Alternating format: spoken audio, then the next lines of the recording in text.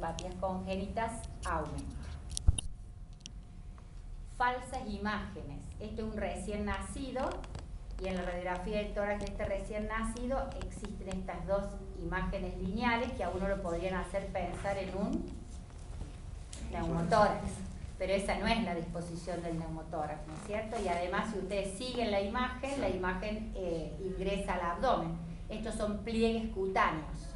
No sé si alguno de ustedes habrá estado en contacto con recién nacidos, pero los recién nacidos tienen falta de tejido graso, de tejido adiposo, entonces como que la piel es muy laxa y forma pliegues y puede dar esta falsa imagen de un neumotórax. O bien, como en este caso, un niño que tiene esta imagen por una cisura mayor cuyo pie, en vez de ser oblicua como es habitualmente, es vertical y da también una falsa imagen de neumotórax. Además, el niño tiene una patología pulmonar, ¿no? Pero esta es la falsa imagen a la que nos referimos de falso neumotórax. Este es un paciente que acude a la guardia por fiebre, dificultad respiratoria, dolor en el tórax, le sacan la placa y vemos esta imagen en el polo superior, pero de nuevo, si ustedes la siguen a la imagen sale por fuera del campo pulmonar y esto se debía a una trenza o cabello superpuesto a los vértices. Recuerden siempre cuando hacen radiografía de tórax recoger el cabello a las niñas, bueno, o a los niños, no vamos a hacer diferencia ahora, para no tener estas falsas imágenes. Vamos a hablar del timo. El timo es las distintas imágenes que puede tener el timo normal. Recuerden que el timo ocupa el mediastino anterior, que tiene la misma densidad que el corazón y puede tener las formas más variadas. Cambia de tamaño en la inspiración y en la expiración y no es que llegue a su máximo crecimiento en el periodo de lactante, sino que la relación timo-tórax es cuando es mayor a esta edad. Esta es la misma imagen que les mostré de la malrotación del niño, que en realidad es una imagen en vela de barco del timo. Miren cómo está bien ubicado el mediastino anterior. Fíjense que el timo normal nunca comprime estructuras como la tráquea, por ejemplo. Esos son todos signos para pensar que eso es una imagen típica. Acá tenemos una imagen de vela de barco, pero del lado izquierdo, que no es habitual verla, en un paciente que tiene un importante atrapamiento aéreo, que tiene rectificado prácticamente los diafragmas. Fíjense cómo el aire se ha metido entre el esternón y el corazón y ha despegado, digamos así, el timo del corazón. Esquemas donde ustedes ven el timo todo hacia el lado izquierdo, todo hacia el lado derecho, o bien la imagen como vimos la primera.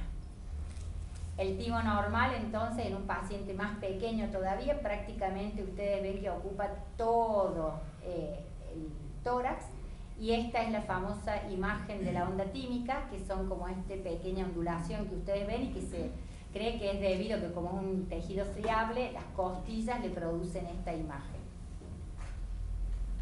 Como conclusión, entonces, acuérdense, el timo normal ocupa el mediastino anterior, presenta la misma densidad que el corazón, no comprime ni desplaza ninguna estructura, puede manifestarse como el signo de la vela, como el signo de la onda tímica que vimos, como el signo de la muesca y que cambia de tamaño con la inspiración y la expiración. Este es un caso donde ustedes ven una gran masa, pero fíjense la diferencia, cómo esta estructura comprime la tráquea, lo ven acá en el perfil. Esto probablemente no sea un timo normal, ¿verdad? Y la imagen parece extenderse inclusive hacia el cuello. En ese caso, ¿qué método de diagnóstico usarían a continuación? ¿Cómo? Una ecografía, exactamente. La ecografía en pediatría es como la resonancia, digamos, no. Digamos, un método de elección, porque ustedes pueden ir al lado de la cama del paciente, no necesitan anestesia, no necesita sedación y el niño es muy fácil de, digamos, no tiene tejido graso prácticamente, o sea que la imagen es muy buena. Se le hizo una ecografía, entonces vimos que esa masa tenía líquido en movimiento, que esa masa tenía tabiques, y entonces el diagnóstico fue un linfangioma quístico, o sea, no era un timo normal. Otras falsas imágenes que pueden ver en la radiografía del tórax, el signo de Chilaiditi, cuando hay aire debajo del diafragma, no confundirlo con un neumoperitoneo. Hay gente que dice que esto se puede deber a que haya un hígado de menor tamaño que el habitual, o bien porque tienen un mesolaxo en el colon transverso y es capaz de ascender. Acá también tienen otra imagen de un signo de Chilaiditi, y muchos dicen que en este caso habría que hacer una ecografía para cerciorarse de que el hígado esté normal. Este es otro paciente pediátrico también del hospital, donde se hace una radiografía por un probable neumonía, y cuando ven la placa esto lo interpreta como una neumonía basal derecha. Sin embargo, en el perfil nos llamó la atención esta imagen tan convexa, con un límite tan neto, y entonces sugerimos hacerle una ecografía y comprobamos que se trataba de una eventración diafragmática. O sea, el diafragma derecho estaba mucho más alto que el contralateral, y cuando uno prueba contractilidad, el diafragma izquierdo se contrae adecuadamente y el diafragma derecho no. O sea, una eventración diafragmática que fue erróneamente interpretada como una neumonía. Otros ejemplos de eventraciones diafragmáticas, a veces son muy importantes, desplazan el corazón, el mediastino hacia el otro lado. En la imagen de perfil se las ve como lobuladas. Son más habituales del lado derecho, pero este paciente la tenía del lado izquierdo con la cámara gástrica, el estómago ascendido a nivel de la eventración. En este caso, una radiografía de tórax que nos muestra aire ectópico, y cuando hacemos la radiografía de perfil, el aire ectópico está retroesternal. Esto corresponde a una hernia ¿de quién? De Morgagni, muy bien. En este caso, otro paciente con aire ectópico y con imágenes, digamos, de burbuja aérea, le hicimos un tránsito y se trataba de una hernia de hiato por deslizamiento, y lo que veíamos acá era la cámara gástrica que había ascendido. Esta es una paciente de mayor edad ya que venía con antecedentes de anemia y neumonía basal derecha, y cuando llega, fíjense la silueta cardíaca como estaba también aumentada por la anemia importante que tenía. Vimos también una imagen aérea en la base del pulmón derecho donde habían interpretado que se trataba de una neumonía, y también se trató de una hernia de hiato, al igual que el caso anterior. En los niños es común que ocurren accidentes de aspiración de cuerpos extraños. Estos episodios a veces ocurren delante de los adultos y son, digamos así, documentados, y a veces el niño juega solo y ocurre sin que nadie lo vea. Lamentablemente, la mayoría de las veces que los niños aspiran algo no suelen ser material radioopaco, como en este caso. Solamente el 10% son radioopaco, la mayoría son semillas, tapitas de plástico que no las van a ver. ¿Qué se hace para corroborar si hay una aspiración de cuerpo extraño? Una placa en inspiración y una placa en expiración.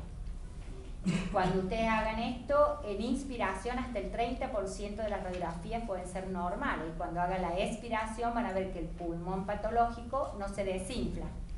Si es que el cuerpo extraño lo obstruye parcialmente y produce un mecanismo valvular, o sea, entra aire en la inspiración, no sale en la expiración y se produce el atrapamiento aéreo. El pulmón que no cambia de tamaño es el pulmón anormal. El pulmón que se desinfla en expiración es el normal, o sea que acá el pulmón patológico es el derecho. No es fácil hacer inspiración y expiración en los niños, entonces lo que pueden hacer si no es hacer una radiografía en decúbito dorsal y la siguiente en decúbito lateral, poniendo el lado que uno cree que es el patológico para abajo, con rayo horizontal. Si este pulmón es normal, por el solo hecho de estar en decúbito tiene que desinflarse, aun cuando el niño no expira. Si este pulmón no se desinfla es porque tiene un mecanismo valvular o bien un cuerpo extraño que está actuando como un mecanismo valvular. Esta es una niña de mayor edad que hizo una telectasia del lóbulo medio derecho y de parte del lóbulo posterior también.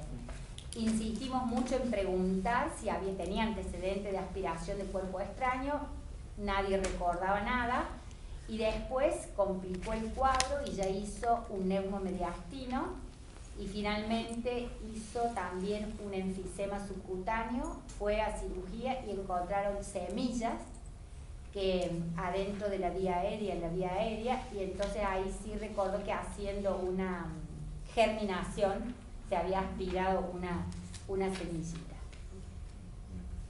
A veces son episodios que han ocurrido hace tiempo, pasan, digamos, se olvidan y podemos ver las consecuencias. Entonces el cuerpo extraño puede provocar fundamentalmente atrapamiento aéreo, si no es lo suficientemente grande para obstruir la vía aérea, o bien y provoca un mecanismo valvular, o bien, como en este caso, puede provocar una telectasia, y finalmente dio todas estas complicaciones del neumomediastino, el enfisema subcutáneo, la imagen del neumomediastino, todo por cuerpo extraño. Si este cuerpo extraño no se extirpa, ese pulmón va a terminar con bronquiectasias y posiblemente termine perdido. ¿Quieren que hagamos un corte o seguimos con la parte? Seguimos, perfecto. Si no entienden algo o quieren preguntar, pregunten. Esto no presupone ser una clase magistral, sino que entiendan. Neumonía e infecciones pulmonares en pediatría. Opa. Los objetivos es que revisemos cuáles son las causas, o sea, quiénes son los agentes que producen neumonía en los niños, qué rol juegan las imágenes, o sea, para qué las uso, qué técnicas de imágenes puedo usar, y que veamos algunos ejemplos de neumonía y de las complicaciones. La neumonía adquirida en la comunidad es una causa muy importante de morbimortalidad en pediatría. Se calcula, es la causa más importante de muerte en los países en desarrollo. Se calcula que aproximadamente 1 a 2 millones de niños mueren en los países desarrollados, niños por debajo de 5 años, teniendo como causa las neumonías. Y en Córdoba la incidencia aproximadamente es de cada 2.000 niños por cada 100.000 hacen neumonía en un año por debajo de 3 años, o sea que es una patología frecuente. ¿Qué tenemos que hacer nosotros como radiólogos? La primera pregunta es, ¿hay neumonía o no? Y después ver qué extensión tiene.